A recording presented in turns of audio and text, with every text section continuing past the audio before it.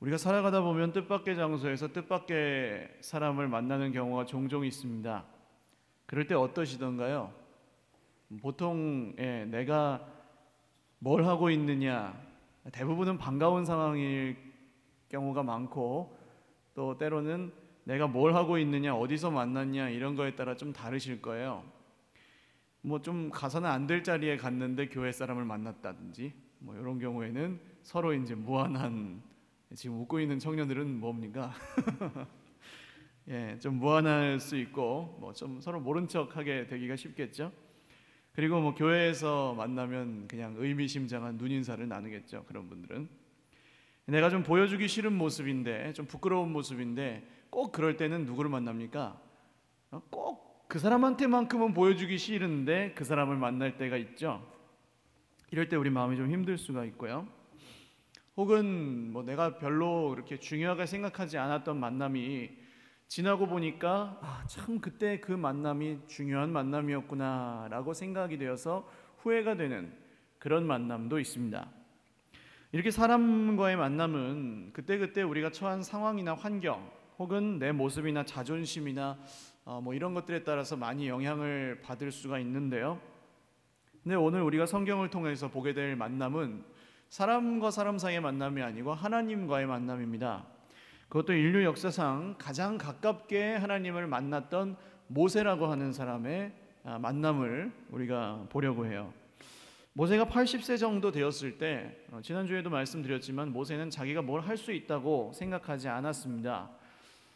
할 일도 없고 할 수 있는 것도 없는 그런 상황이었어요. 40세 정도 되었을 때 완전히 인생의 실패를 경험하고, 그 80세 정도 될 때까지 40년을 그냥 거의 뭐 허송세월 하다시피 살아갔습니다. 그렇다고 뭐 생계가 보장되었던 것도 아니고요. 또 굉장히 외로운 상태에 있어서 자기 아들의 이름을 나그네라고 지을 정도로 굉장히 외로워하는 그런 상황이었습니다. 여러분, 하나님께서 오늘 이런 모세에게 찾아오셔서 만나 주시는데, 오늘 이 모세가 하나님을 만났던 이 사건을 통해 우리에게 보여주시는 것이 무엇인지 한 3가지 정도 말씀드리려고 합니다. 첫 번째는 좋을 때가 좋을 때가 아니다라는 거예요. 무슨 뜻이냐면, 출애굽기를 잘 읽어보시면 모세가 40세까지는 어디서 살았습니까? 이집트의 궁전에서 왕자로 살았죠. 얼마나 화려한 인생이었겠습니까? 자세히 나오진 않아요. 그런데 우리가 짐작할 수 있죠. 왕궁에서, 그 당시 거의 세계 최강대국이었던 이집트 왕궁에서 살았던 이 모세의 삶이 어땠을지는 우리가 충분히 짐작할 수 있습니다. 뭐 좋은 교육을 받고 좋은 것을 먹고 좋은 옷을 입고 뭐 그렇게 권력을 누리면서 살았겠습니다. 그런데 성경을 잘 읽어보시면요, 그런 것들이 구체적으로 쓰여 있지 않습니다. 몇 줄로 그냥 훌떡 지나가고요, 그냥 뭐 짐작만 할 수 있도록 모세가 그 말과 하는 일이 능하였더라, 요 정도만, 그것도 출애굽기가 아닌 사도행전 말씀에 가봐야 뭐 흔적을 찾을 수 있을 만큼 모세의 인생에 가장 화려했던 그 시간은 성경에 기록이 안 돼 있습니다. 인간적인 눈으로 볼 때. 아마 연세 드신 우리 부모님 세대들 중에서 이런 분들이 많으실 거예요. 내가 왕년에 한가락 했는데 하시는 뭐 그런 말씀들을 많이 들어보셨을 겁니다. 이 왕년에 좋았던 시절을 추억하면서 살아가시는 건데요. 그리고 그런 분들이 조금이라도 젊은 분들을 만나면 뭐라고 하십니까?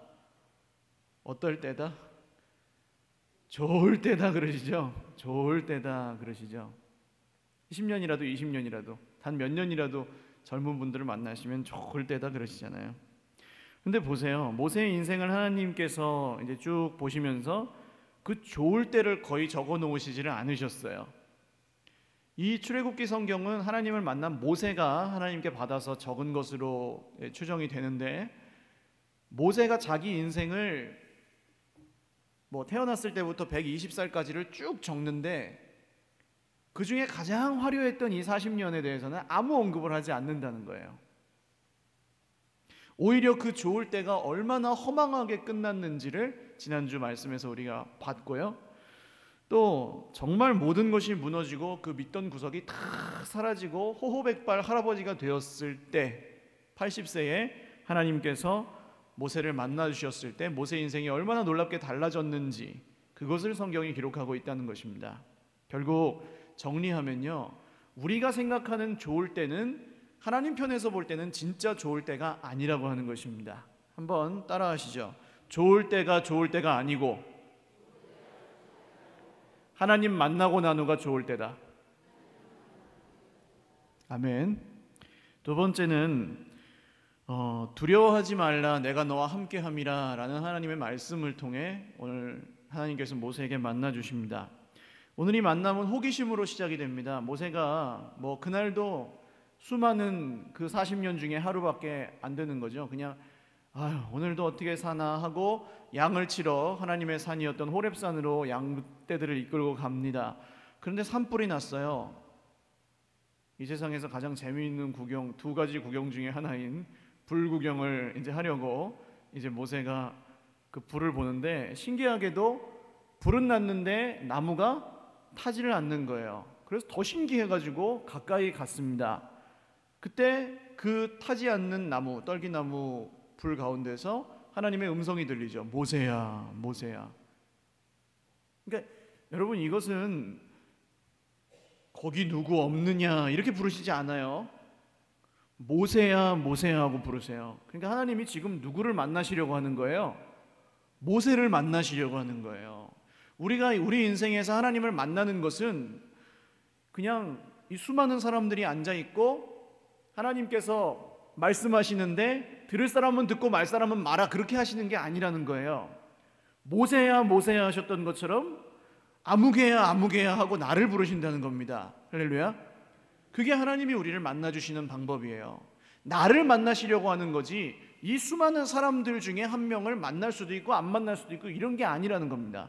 하나님이 우리를 만나주시는 것은 정확한 계획과 때를 가지고 우리를 만나주신다고 하는 거예요. 어떤 분들은 고통 가운데 하나님을 만나고, 어떤 분들은 기쁨 가운데 만나고, 어떤 분들은 체험을 통해 만나기도 하고, 어떤 분들은 그냥 말씀의 깨달음을 통해 만나기도 하고, 다 달라요. 그렇지만 정확한 것은 뭡니까? 하나님이 누구를 만나주신다는 거예요? 나를 만나주신다는 거예요. 할렐루야. 이것을 기억하시기 바랍니다. 그냥 하나님이 만나주시는 건 그냥 던질 테니까 받을 사람은 받아라 이런 게 아니에요. 정확하게 누구를요? 나를 만나주시는 만남이라고 하는 것을 기억하시기 바랍니다. 하나님이 모세를 부르셔서 예 하나님 여기 있습니다. 그러니까 신발을 벗어라. 네가 서 있는 거기는 거룩한 곳이다 그래요. 모세가 신발을 벗고 엎드린 것 같습니다. 그랬더니 하나님이 자기소개를 하시죠. 6절에 보시면 뭐라고 하십니까? 나는 내 조상의 하나님이니 아브라함의 하나님, 이삭의 하나님, 야곱의 하나님이니라. 모세가 하나님 배웠기를 두려워하여 얼굴을 가리매 그랬어요. 하나님이 모세를 만나시면서 이렇게 시시콜콜하게 자기소개를 하셔야 될 이유가 있습니까? 하나님이 진짜 하나님이면 하찮은 인간을 만나시면서 나는 저기 모세야, 나는 하나님인데 네 조상 아브라함이 믿었던 그 하나님이고 이삭이 믿었던 하나님이고 야곱이 믿었던 하나님이야. 나 누군지 알겠어? 이러시는 거예요 지금. 하나님이 이렇게 하실 이유가 있냐고요. 여러분 세상의 우상들하고 한번 비교해 보세요. 세상의 우상들은 사람을 만나는 방법이 뭡니까? 비인격적이에요. 자기를 알려주지 않아요. 무섭게 하죠. 성황당에 비나이다 하면서 그 성황 신에 대해서 아주 자세히 알고 비는 사람이 있습니까? 잘 없어요. 무당 점집을 찾아가면서 그 무당이 섬기는 귀신이 장군 귀신인지 애기 귀신인지 그걸 아주 관심을 가지고 탐구하면서 만나는 거기 찾아가는 사람이 있습니까? 없어요. 세상의 귀신들, 우상들은 자기를 드러내지 않아요. 왜요? 그래야 두려워하거든요. 그래야 두려워하고 주고 안 주고 이런 거에 상관없이 그냥 따라오거든요. 그러니까 다 이렇게 신비롭게 가려놓고 무섭게 만들어가지고 따라오게, 그럴듯하게 따라오게 하는 것이 세상의 우상들의 방법입니다. 그러나 정말 참 하나님이신 이 하나님은 우리에게 당신이 누구신지를 알려주신다는 거예요. 할렐루야. 그리고 그걸 알아야 하나님을 만납니다. 하나님이 알려주시는 방법이 뭐예요? 말씀을 통해서 알려주시죠. 여러분 우리가 말씀을 깨달으면 깨달아 갈수록 말씀 안에서 우리가 정말 우리 주 예수 그리스도를 믿으면 믿을수록 하나님을 더 깊이 알아갈 수가 있다고 하는 것이죠. 누구에게나 지금 열려있는 믿음이라는 통로를 통해 열려있는 길인 것입니다. 근데 모세가 어떻게 합니까? 하나님이 나는 하나님이야, 이런 하나님이야, 저런 하나님이야 소개를 하셨는데 모세가 어떻게 해요? 6절에 보시면 모세가 누구 배웁기를요? 하나님 배웁기를 두려워하여 얼굴을 가리매 그랬대요. 오전에 제가 말씀을 안 드렸는데 하나님의 그 영광을 아는 빛을, 예수 그리스도의 얼굴에 있는 하나님의 영광을 아는 빛을 우리 마음에 비춰주셨다, 이런 말씀이 아까 우리가 읽었던 고린도후서 4장 6절에 나오거든요. 근데 성경에서 얼굴이라고 하는 것은 만남을 의미합니다. 얼굴과 얼굴을 대면하는 것이기 때문에 만남이에요. 그래서 하나님이 그 얼굴을 가리신다라는 것은 하나님이 만나주지 않으신다는 거예요. 하나님이 외면하신다는 거예요. 하나님으로부터 버림을 받았다는 거예요. 이스라엘 백성들이 아주 죄악 가운데 우상을 섬기고 하나님을 버렸을 때 하나님은 그 얼굴을 가리시는 거예요.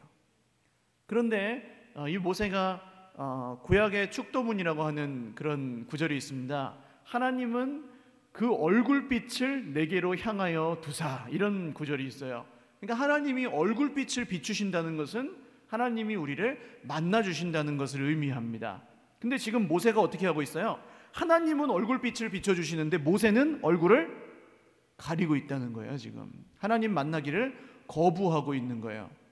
왜 그렇습니까? 두려움 때문이에요. 두려움. 성경에 여러분 보통 우리가 하나님을 만날 때 마음이 이렇습니다. 두려움이에요. 뭐가 두려워요?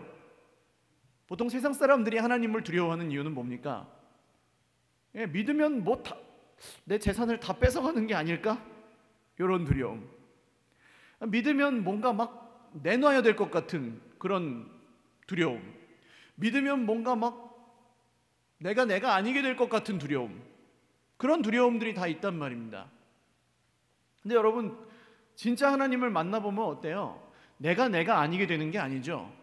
오히려 내가 아니었던 내가 온전한 나로 회복되는 역사가 일어나죠. 할렐루야. 하나님을 만나면 우리 인생이 하나님이 너 그거 네가 갖고 있는 거 다 내놔 그러시지 않고 오히려 우리 인생을 풍성하게 하시죠. 할렐루야. 그러니까 우리가 가지고 세상 사람들이 하나님을 만나기 전에 갖고 있는 두려움들은 사실은 그냥 막연한 두려움이라는 것입니다. 모세는 오늘 더 그럴 것 같아요.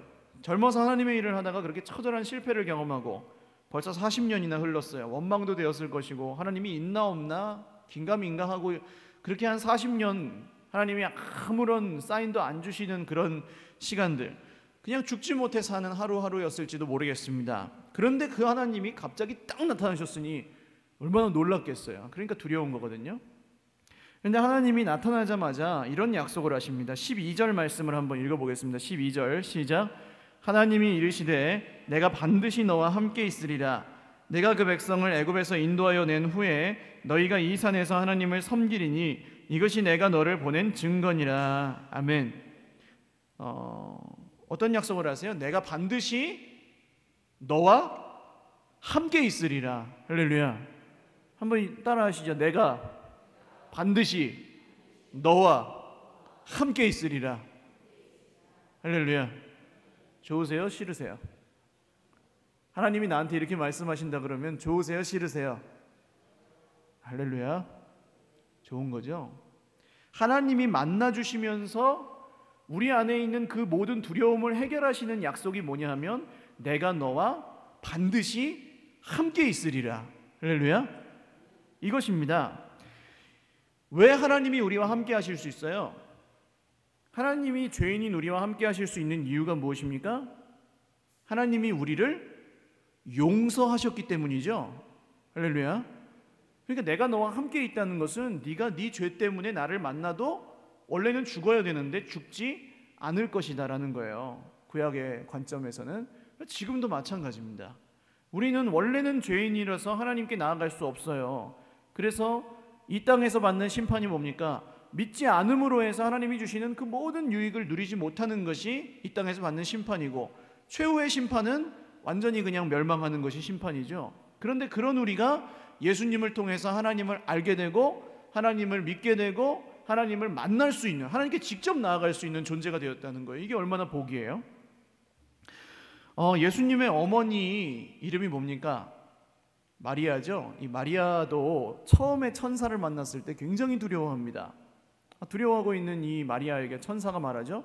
두려워하지 말라. 내가 온 백성에게 미칠 큰 기쁨의 좋은 소식을 너희에게 전하노라. 처녀가 잉태하여 아들을 낳으리니 그 이름을 임마누엘이라 하리라. 뭐 이렇게 말씀을 합니다. 그때 마리아가 두려워하던 게 싹 벗어지고요. 어떻게 되냐면 찬양을 해요. 찬양을. 막 그 놀라우신 하나님을 찬양합니다 하면서 그게 성경에 기록이 되었어요. 두려움이 찬양으로 바뀌는 그 지점이 어디였냐는 거예요. 임마누엘, 무슨 뜻입니까? 하나님이 우리와 함께 계신다. 할렐루야. 그때 이 두려움이 찬양으로 바뀌었다는 것입니다. 하나님을 만난다는 건 이거예요. 우리가 임마누엘 예수님을 믿음으로 하나님이 우리와 함께 계신다는 그 확신을 얻을 때 우리가 하나님을 만나는 그 만남에 대한 두려움이 찬양과 기쁨과 감사로 바뀐다고 하는 것입니다. 오늘 모세에게 그렇게 만나주신 하나님이 오늘 저와 여러분에게도 그렇게 만나주시기를 주님의 이름으로 축원을 드립니다. 여러분, 근데 날마다 만나시는 거예요. 이 하나님을. 얼마나 좋겠어요. 내가 너와 함께 한단다. 내가 너를 도와준단다. 내가 너를 지켜준단다. 걱정하지 마라. 두려워하지 말라. 놀라지 마라. 하나님이 날마다 이렇게 나에게 말씀하시는데 얼마나 좋아요. 루마니아의 리처드 렘브란트 목사님인가 그분이 이제 감옥에 갇혔을 때 이야기입니다. 이분이 지난주에 제가 말씀드렸나요? 이 성경에서 두려워하지 말라, 걱정하지 말라 이런 구절을 찾아보니까 365구절이 나오더라는 거예요. 제가 세보지는 않아서 확실히 모르겠습니다만, 그러니까 하나님께서는 1년 365일 우리에게 두려워하지 말라, 내가 너와 함께함이라, 놀라지 마라, 내가 너와 함께함, 내가 너의 하나님이야, 계속해서 말씀하신다는 거예요. 그러니까 우리는 두려워할 필요가 없다는 것입니다. 하나님을 만난 사람은 그런 두려움이 없어진다는 것이죠. 한번 따라 하시겠습니다. 두려워하지 말라, 내가 너와 함께함이라. 아멘. 세 번째는 이 만남이 어떤 방법으로 이루어지느냐 하면 하나님의 방법대로 만나 주신다는 것입니다. 내 방법, 내 생각, 내 기준, 내 때가 아니라 하나님께서 하나님의 방법대로 만나 주시는데요. 하나님이 나타나서 자기소개하시고 두려워하지 말라, 내가 너와 함께 갈 거야, 아무리 약속을 하셔도 모세가 하나님을 거부합니다. 처음에는 이 사람이 굉장히 계속해서 고집부리면서 하나님 나는 못 가요, 안 돼요, 하나님 난 그거 따라갈 수가 없어요, 계속해서 거부를 하는데요. 왜 그렇습니까? 패배한 자기 자신의 모습 때문에 하나님이 나를 그렇게 쓰시려고 해도 나는 이렇게 못난 사람인데 하나님은 어떻게 나를 쓰시려고 그러세요? 라고 하는 거죠. 또 사람에 대한 두려움이 모세 안에 있습니다. 하나님 아무리 나를 보내시면 뭐예요? 이 80세 할아버지가 가서 이스라엘 민족들 앞에서 아무리 얘기를 한들 그 사람들이 내 말을 듣겠어요? 바로 앞에, 이집트의 그 세계의 지배자였던 이집트의 파라오 앞에 가서 아무리 내가 하나님에 대해서 이야기를 해도 그 파라오가 내 말을 듣겠어요? 하나님? 이런 걱정. 또 모세가 이제 자기 자신의 어떤 능력의 부족함, 그러니까 말을 잘 못한다 그랬잖아요. 이 40년이 지나는 동안 80세가 되니까 모세가 이 말을 더듬는 사람이 된 거예요. 말하자면 실어증에 걸린 거죠. 그런 두려움이 이 모세에게 있다고 하는 것입니다. 그런데 우리는 성경을 봐서 다 알고 있죠. 여러분, 성경이 우리에게 얼마나 축복된 책입니까? 이게 지금 여러분 모세가 말하는 이런 핑계들이 다 소용이 있어요, 없어요? 나중에 상관이 있어요, 없어요? 모세가 하나님을 쓰시는데 이런 것들이 장애가 돼요? 안 됐다고 하는 것입니다. 모세가 걱정하는 지금 모든 걱정들이 하나도 하나님이 모세를 쓰시는데 아무런 상관이 없었다는 거예요. 그게 성경이 말하는 거예요. 여러분, 오늘 우리가 하나님을 만날 때 주저하지 않을 수 있는 이유가 뭡니까? 우리가 하나님을 만나기만 하면 정말 하나님 앞에 쓰임 받을 거라는 확신을 가질 수 있는 이유가 뭡니까? 우리의 연약함이나 사람에 대한 두려움이나 우리가 가지고 있는 생각이나 기준들이 아무런 상관이 없다는 거예요. 하나님이 우리를 만나 주시기만 하면, 우리가 하나님의 손에 붙들리기만 하면 하나님은 우리를 100% 정확하게 하나님의 계획대로 쓰실 수 있다는 거예요. 이게 은혜입니다. 은혜. 내 모습에 상관없이 하나님이 나를 쓰신다는 거예요. 우리는 하나님께 기도할 때 하나님 기적을 한 번만 보여주세요. 하나님 체험이 있게 해주세요. 저도 한번 느끼게 해주세요. 저 사람이 우는데 나도 참 저런 우는 걸 좀 한번 주세요. 이렇게 기도할 때도 있습니다. 얼마나 답답해요. 저 사람은 그냥 막 하늘로 올라가고 있는 것 같은데 나는 못 올라가는 것 같을 때 참 답답하거든요. 아무것도 느껴지지도 않고 경험되지도 않는데 때로는 묵묵히 말씀만 믿고 따라가야 될 때도 있습니다. 우리 인생에. 근데 막상 우리가 원하는 대로 하나님이 불 가운데 오늘 모세에게처럼 혹은 기적 가운데 그렇게 나타나셨을 때 우리가 그걸 보고 다 믿느냐 하면은 그런가요? 그걸 보고 믿어가지고 성자가 되나요? 그 순간? 은혜 그런 체험이 있으신 분들 있으시잖아요. 그 체험이 나를 완벽한 하나님의 사람으로 만들어 주던가요? 아니라는 것입니다. 왜 그럴까요?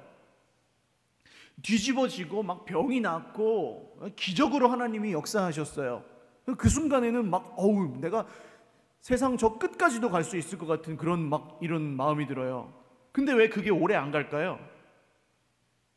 하나님이 그렇게 하시는 거예요.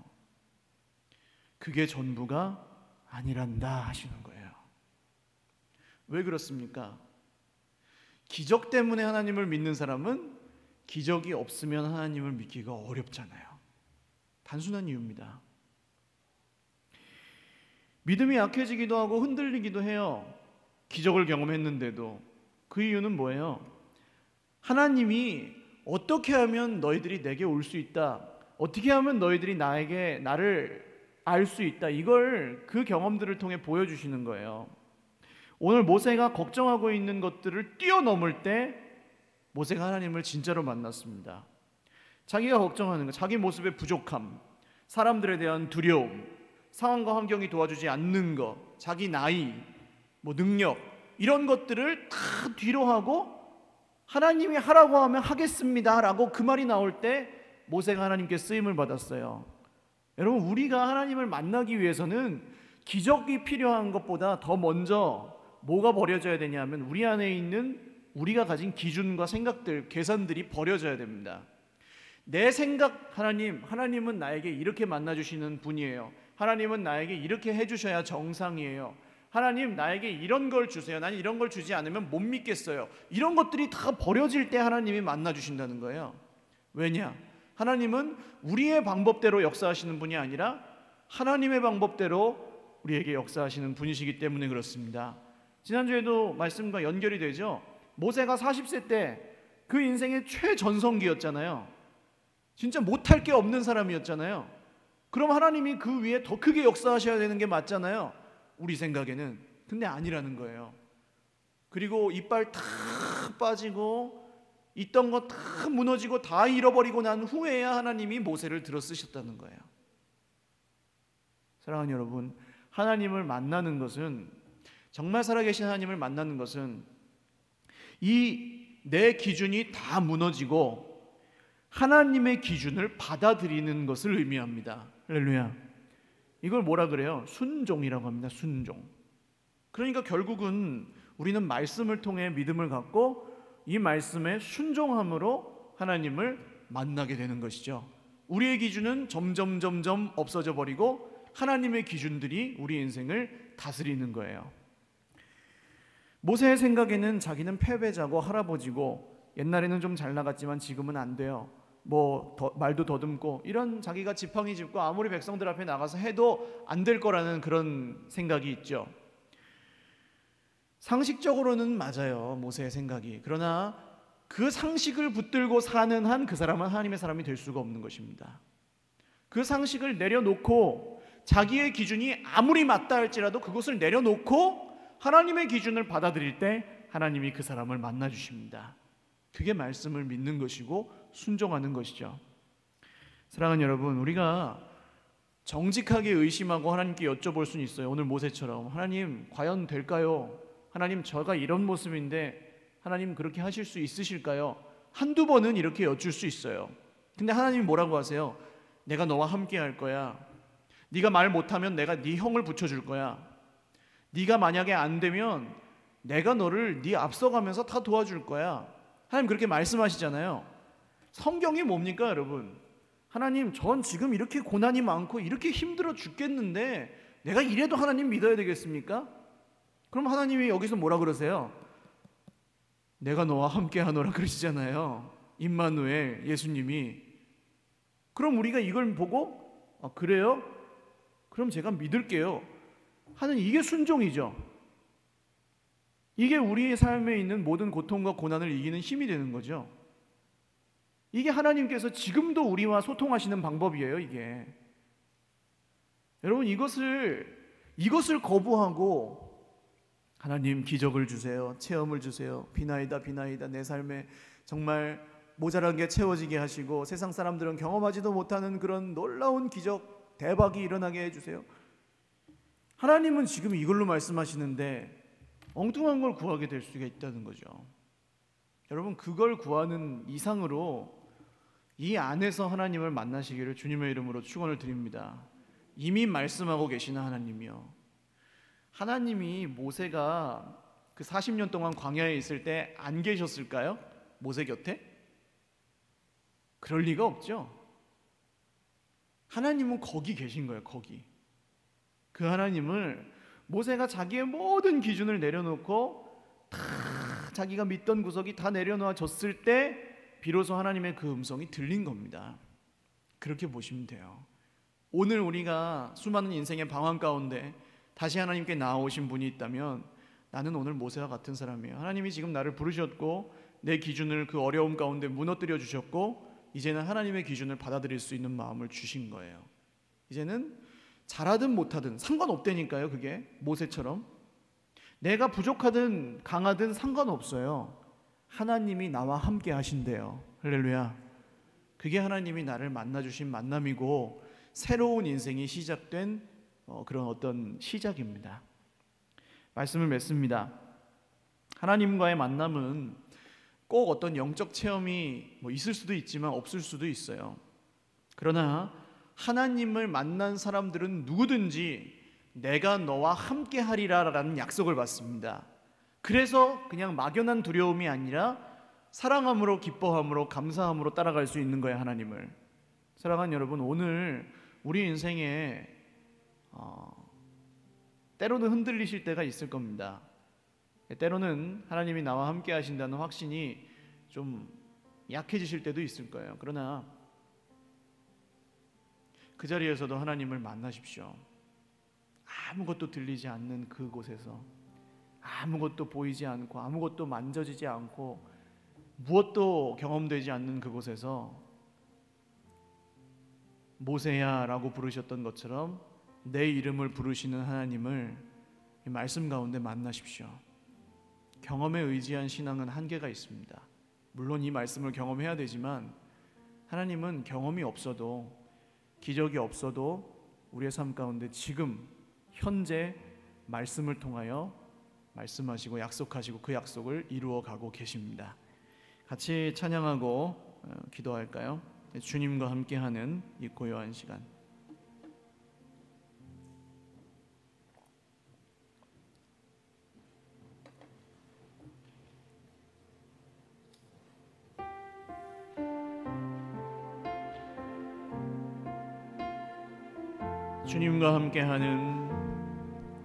주님과 함께하는 이 고요한 시간, 주님의 보좌 앞에 내 마음을 쏟네. 모든 것 아시는 주님께 감출 것 없네. 내 맘과 정성 다해 주 바라나이다. 온 맘 다해 사랑합니다. 온 맘 다해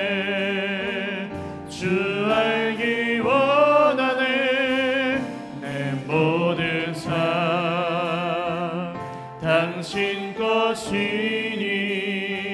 주만 섬기리 온 마음 다해 나 염려하잖아도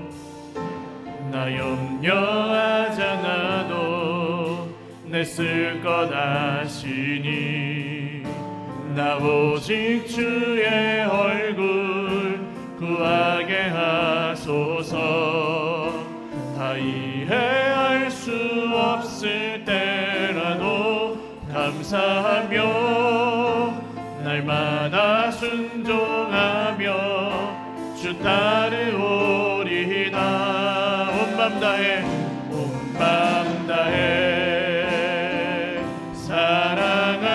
사랑합니다 온 맘 다해 주 알기 원하네 내 모든 삶 당신 것이니 주만 섬기리 온 맘 다해 기도하겠습니다. 온 맘 다해서 주님과 함께하는 이 고요한 시간을 누리시기를 바랍니다. 하나님이 나를 부르시는데 귀를 닫고 눈을 가리고 그저 두려워하여 엎드려 있는 모세 같은 그런 실수를 하지 않으시길 바라요. 내 기준과 내 생각과 내 판단과 내 계산을 다 내려놓고 하나님의 계산법을 따르겠습니다. 하나님의 기준을 따르겠습니다. 주의 말씀에 순종하겠습니다. 주여 나를 만나주시고 주의 손에 붙들어서 내가 너와 함께하리라 말씀하신 그 말씀의 약속대로 예수 그리스도와 안에서 내 안에 함께 계셔 주시옵소서. 기도하겠습니다. 하나님 아버지, 오늘 온 맘 다해 사랑하시는 주님을 바라봅니다. 하나님을 만나기를 소망합니다. 날마다 주님을 내 마음에 모시고 살기를 원합니다. 하나님을 만나고 정말 그 만남이 한 번의 경험으로 체험으로 끝났을 때가 많이 있었습니다. 연약하고 부족한 그 모든 것들이 주님 안에서 벗어질 수 있도록 주여 은혜를 베풀어 주시옵소서.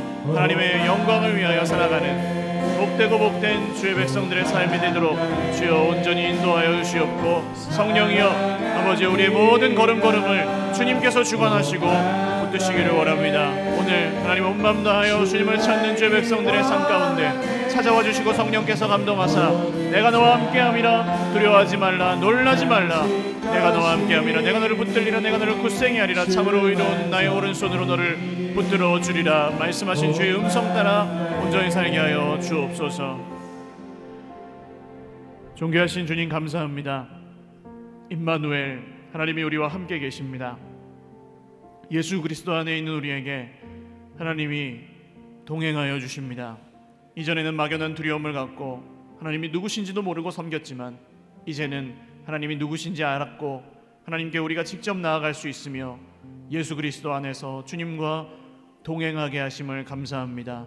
이 권세를 누리고 그 만남 속에 있는 약속이 걱정하지 마라 내가 너와 함께한다 놀라지 마라 두려워하지 말라 내가 너를 도와줄 것이다 네가 힘들어 있을 때라도 네 눈에 내가 보이지 않을 때라도 네 귀에 내 소리가 들리지 않을 때라도 나는 언제나 거기에 있다 말씀하시는 주님을 날마다 새롭게 만나며 더 깊이 만나며 주의 백성들이 힘들고 피곤한 삶의 여정 가운데 날마다 새 힘을 얻게 하여 주옵소서. 감사하옵고 예수님의 이름으로 기도 올리옵나이다. 아멘.